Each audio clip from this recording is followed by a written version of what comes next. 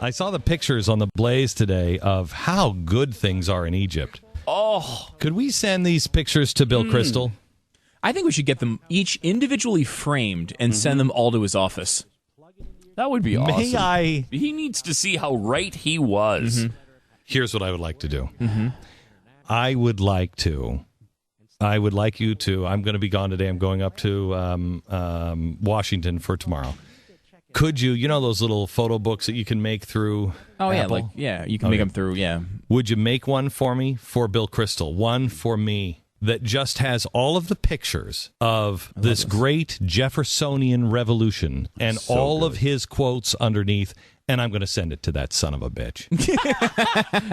Now, that's divisive, that part of it. That didn't seem very Gandhi-like. At the end of it, it seemed a bit divisive. Yeah, it did. However, you know what? This guy, along with, and I want you to hear this, Bill Kristol. I want you to hear this, and I want you to hear this, members of the media, and I want you to hear this, Susan Power, and I want you to hear this, Barack Obama. Let me say it again. Barack Obama. Cost me $40. I want you to hear this, John McCain. All of you that spoke of this, and every member of the media, all of you who spoke of this great Jeffersonian revolution, you are responsible for the currently 98,000 dead in Syria. You destabilized the Middle East. You did it. You cheered it on. You cheered it on. You put resources into it. It is the death of those people, the misery of those in Egypt on your shoulders. When Egypt makes Detroit look like a picnic, you have some explaining to do. And I'm never going to ask you to explain. Nobody else is ever going to ask you to explain. But believe me, I hope you don't believe in God. Because as you start to grow old, never, ever forget you will be asked to answer for what you cheered on. You will pay a price for that, and not in these courts. Anyway, could you fix that book for me?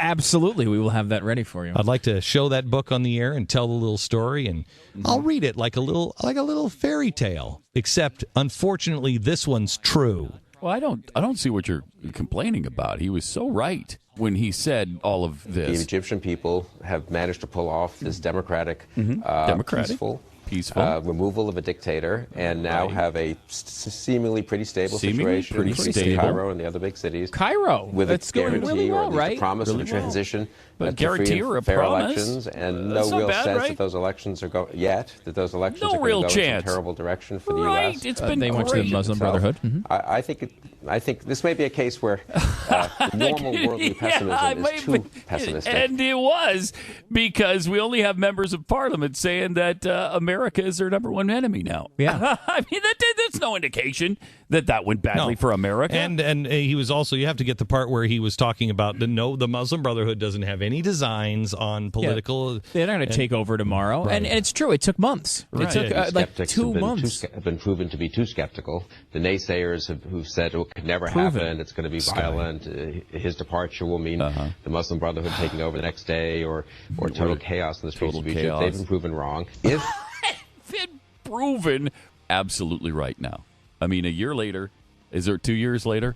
And it's been proven that we were absolutely right. Well, I just want you to know. I mean, the skeptics are, this news is just breaking on the Blaze now. The Egyptian president, Mohamed Morsi, Sunday appointed a new governor of Luxor. Unfortunately for the United States, and this might be being too pessimistic, he is a member of the terrorist organization Gamma Ismaiya, which claimed responsibility for the 97 massacre of 58 tourists and 4 Egyptians in Luxor. So the guy who went and helped massacre people in Luxor is now the governor of Luxor. But there's no indication that would go badly. Seemingly, it's fine. Right now. It's so far peaceful revolution. No evidence as of yet that there'd be any sort of. Well, and he was the guy with the fatwa on everything because, quote, tourist villages have aspects that anger Allah, including alcohol, gambling, and other forbidden things. Building these hotels and villages is considered aiding their owners in sin and aggression. Yes, and it's not permitted. Well, So finally, someone says it. This may be an indication of the conventional conservative skepticism being a little too skeptical. That's a good way to put it. So yeah, I'm looking for the pictures on the Blaze I saw last night. What are the pictures that we had? It was of Egypt. Egypt on fire, sort of. No. Well, there are some photos that would indicate if you are not without a trained eye. That you might not understand the revolution.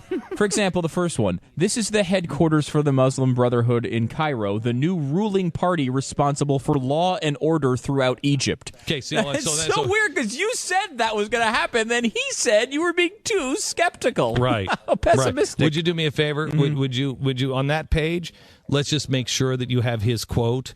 That the Muslim Brotherhood has no intention of having any kind of power. That's the right page for it because it's the same topic, and that's how we'll know. Right, okay, good. Crime in Egypt has reached unprecedented highs following the uprising. Well, that's weird because that was supposed to be positive. So peaceful. It was peaceful. It was peaceful. Now, you know what I say when I think of peaceful? You know what I think of? What do you think? Homicide rates tripling since 2011. Yeah, but just tripling. Well, without just the revolution, think of how high that could have been. It could have been the same as it was, which is 1/3 of what it is. Times more, though. Yeah, well, it could have been. Well, let's say you had 233 armed robberies under that horrible dictatorship, and then they had that peaceful revolution that overthrew him, and now there's only more than 10 times that amount of robberies, from 233 to 2,807. There's a glorious revolution, Bill Crystal.